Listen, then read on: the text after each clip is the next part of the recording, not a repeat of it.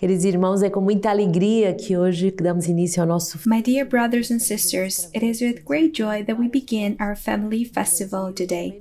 There are people coming from many places in Brazil and around the world through B-Logos, giving many families the opportunity to take part in it, and making it an international event translated into many languages and streamed on our formation platform. So it is with great joy that we welcome all the families that are getting ready to live this great moment of evangelization for the whole family.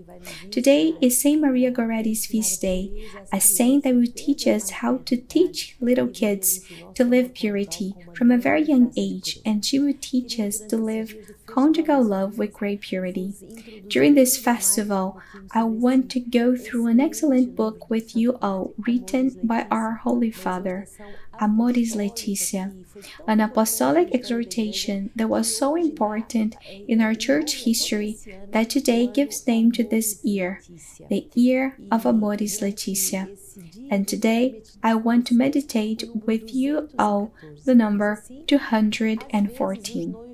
It says, at times the couples do not grasp the theological and spiritual import of the word of consent, which eliminates the meaning of all the signs that follow. It needs to be stressed that these words cannot be reduced to the present. They involve a totality that includes the future, until death do us part. The content of the words of consent makes it clear that freedom and fidelity are not opposed to one another. Rather, they are mutually supportive, both in the interpersonal and social relationships.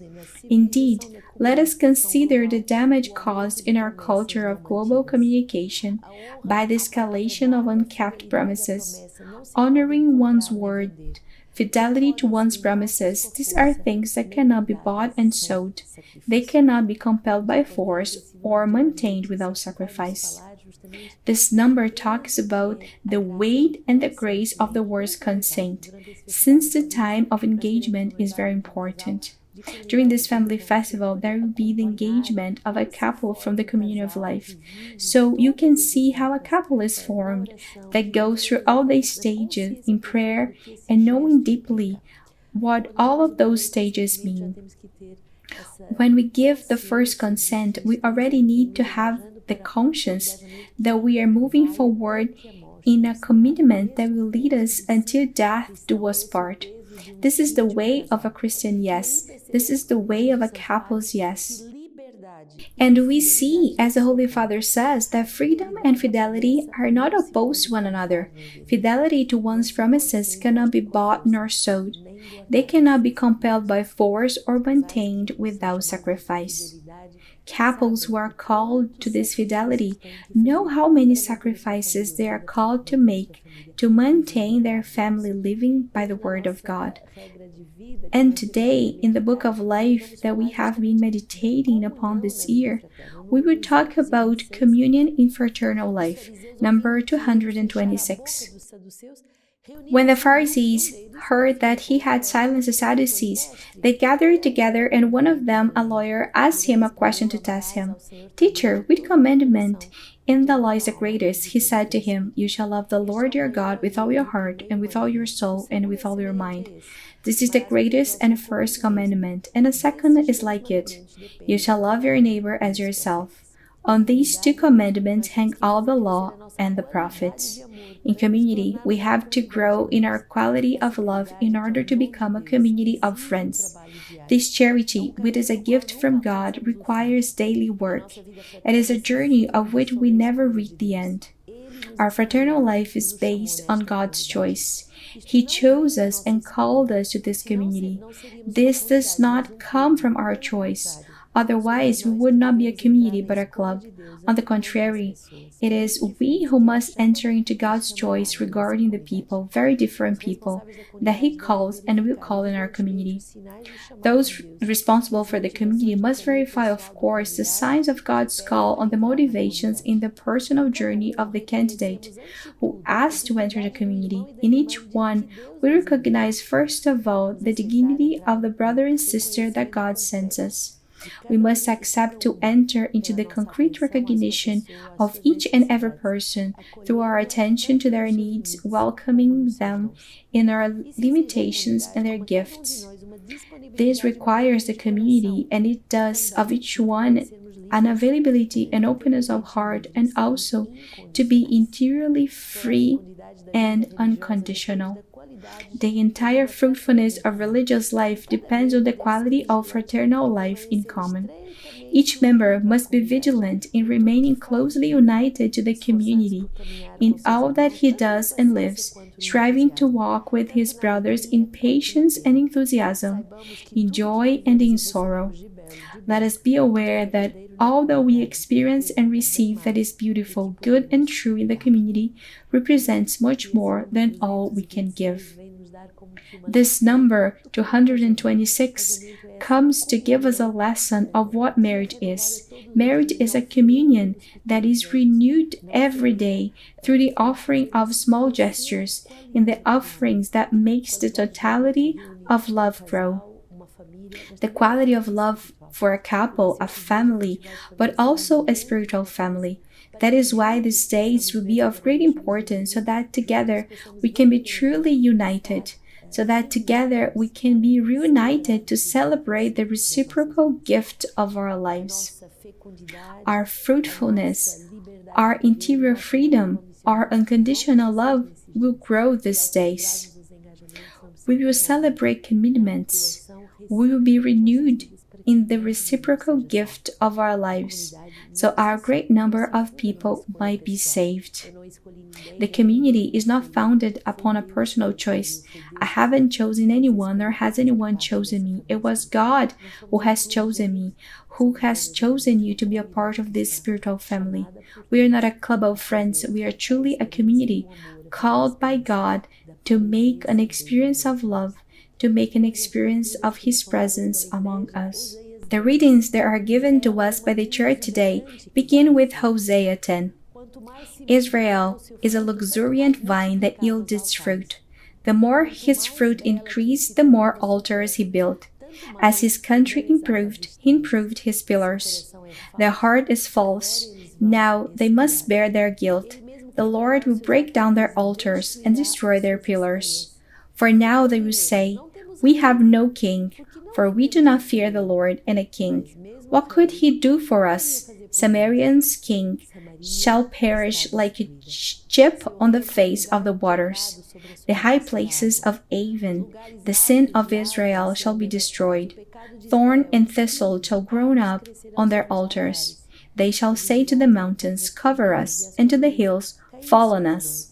Sow for yourself righteousness, reap steadfast love.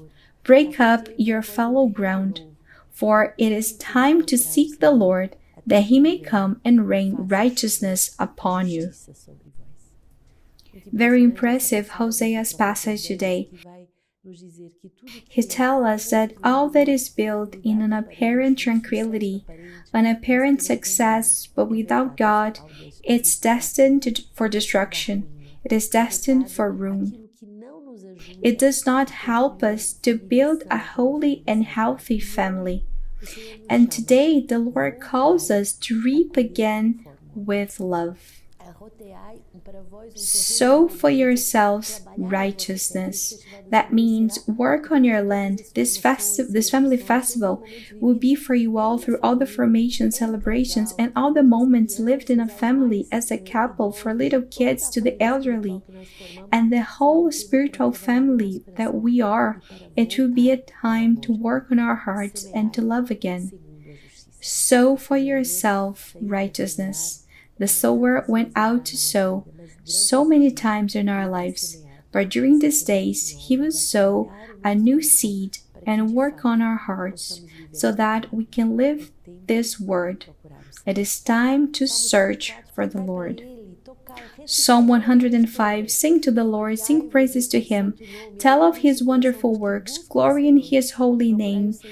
Let the hearts of those who seek the Lord rejoice. Seek the Lord and his strength. Seek his presence continually. Remember the wonderful works he has done, his miracles, and the judgments he uttered.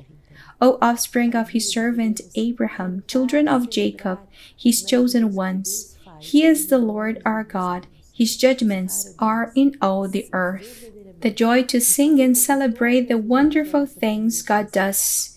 We seek Him, to truly seek Him, and to make that all the members of our family seek Him too. It is to build a time of great joy. Matthew 10:1-7, Jesus summoned His 12 disciples and gave them authority over unclean spirits to cast them out and to cure every disease and every sickness.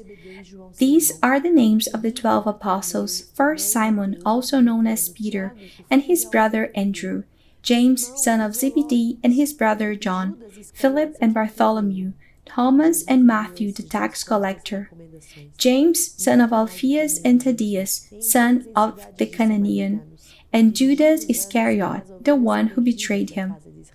These 12 Jesus sent out with the following instructions: Go nowhere among the Gentiles and enter no town of the Samaritans, but go rather to the lost sheep of the house of Israel. As you go, proclaim the good news. The kingdom of heaven has come near. All the apostles were raised in a family. The family is the base of evangelization. And these simple men, all of them with flaws and weakness, are sent to the lost sheep of Israel. There is still time to sign up one more family. You who are here listening to me, pray and think of a family that needs this family festival to return to love. Perhaps their family may be saved, so they live a bigger plenitude and purity. Today, we also celebrate the martyr of purity, the girl Maria Goretti, a girl so innocent who lived with her 7 siblings in a great poverty. And in this family, we can pray for so many families going through so many difficulties, having nothing to eat. And this girl, by being the eldest, took care of her siblings, took care of all around her while her parents worked in the fields. There, Alexander, a young man from that town, started harassing Maria. Despite her young age, she was so beautiful that he began to harass her. One day, the day of the tragedy, he made sexual advances to her. He tried to violate her, and Maria resisted him. So when she refused to submit to him, he stabbed her. She died the following day, July 6th, and she dies after forgiving her aggressor. So beautiful. She dies in holiness, living the forgiveness she learned with her family. And after 27 years in prison, the young man who killed Maria Goretti joined a monastery and lived a sincere conversion until death. The forgiveness of a saint begets other saints. May our families in this great family festival become schools of the searching for God, the searching for holiness, the unconditional love that is renewed with the consent of the until death do us part, that is renewed daily with so many gestures of love and sacrifices, and looks so beautiful. On the night of Maria Goretti's canonization in 1950, many years after, 60 years after her birth, the birth of the little Maria Goretti, was there her mother at 84 years old, her children, and the friar who killed her little daughter, that now became a holy religious. Love makes wonders, and this family festival can change a family. It can save so many situations that once seemed lost. Don't miss it. The family festival is waiting for you. The community welcomes you with open arms. And you who are listening to me right now, like this video and send this link, this Lectio, to others, because maybe through this small gesture you can save a family. Sign up one more family. Sign up one more family and save them.